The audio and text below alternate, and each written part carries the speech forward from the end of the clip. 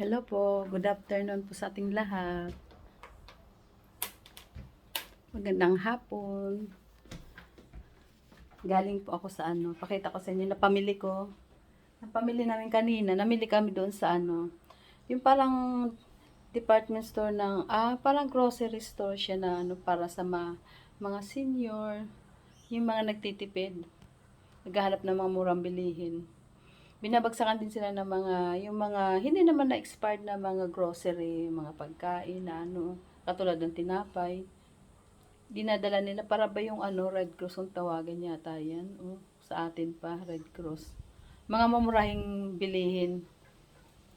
Tapos, may mga nagbibigay din ng mga iba-ibang klaseng mga katulad ng mga kamote, mga sili, kung anong prutas sila meron, binibigay doon tapos bibenta nila ng mura.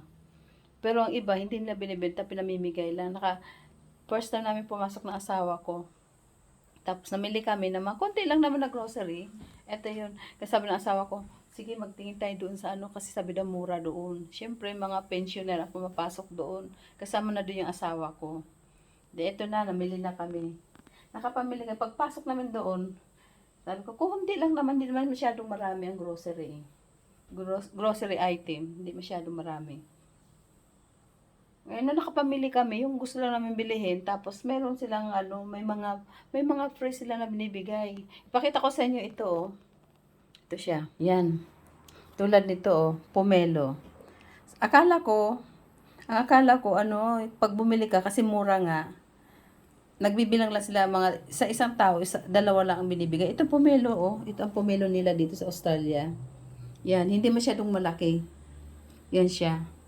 Subukan namin yan kung gaano yan siya ano, ka, anong kulay niya ba sa loob? Hindi pa namin alam. Para daw grapefruit ang tawag nila dun sa isang prutas, parang ganun daw. Titingnan ko kung matamis siya.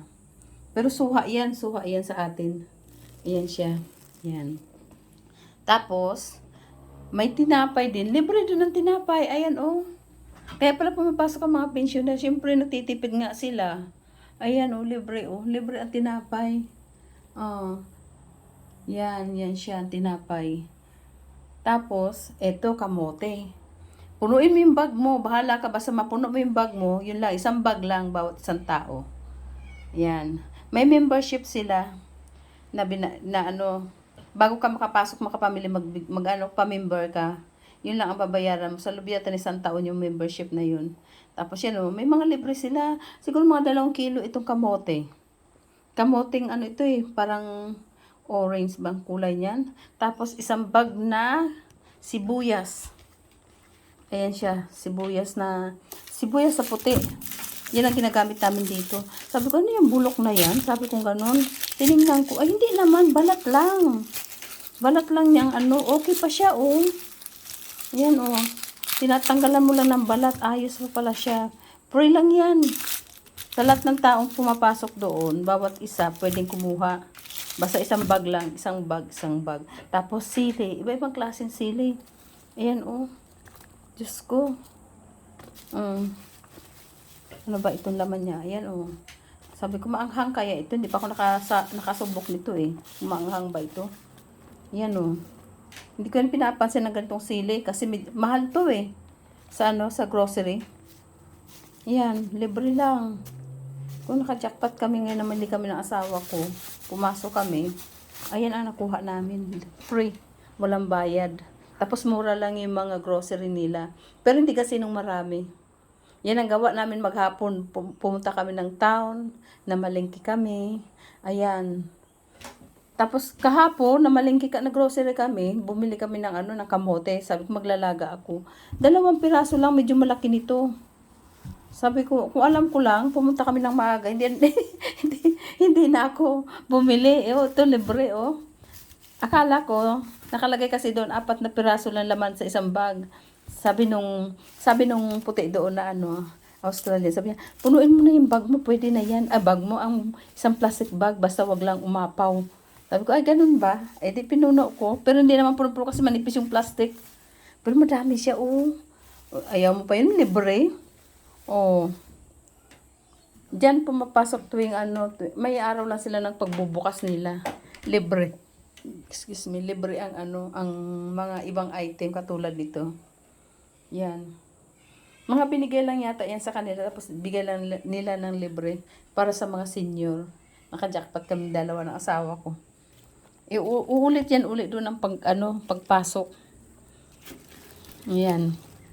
Etong tinapay, kasi madami yan, lagay ko sa freezer, ipi-freezer ko yan. Para hindi siya kasi pag nasa labas na yun, naamagin yan. Ayan ang aking video ngayon, kung anong ginawa ko kanina. Hapon na nga eh. Hapon na kami mga alauna. Namili kami kanina. Ayan. Yan siya. Kasi kahapon namili kami. Ayan, ito saging. Ayan ang banana namin.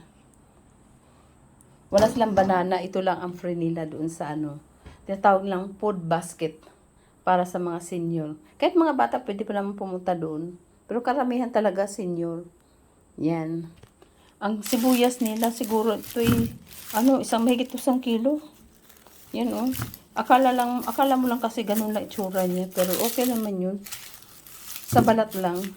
Yan, kahit kami nandito sa Australia, hindi kami basta-basta namimili. Siyempre, naghihanap kami ng makamura kami. Dahil ang daming babayaran. Bawi na lang kami sa mga grocery, mga pagkain, kung saan yung may mga sale at mga free. Hindi naman masama ang free. Mga lang yan, kumbaga malapit na ang due nila. Yung tinapay, malapit na ang due. Pero pwede mo ilagay sa freezer yan, pagka marami kang tinapay. Ito, hindi naman ito nasisira. Ito, kala mo lang ganun, pero hindi, ganyan yan. Kahit nga sa ang tindahan yan, di ba, nagaganyan ang balat niya. Balat lang yan, tinatanggalan ng balat yan. Pero okay ang loob niya. Ito ang mahal-mahal ang kilo ng sili. Free lang.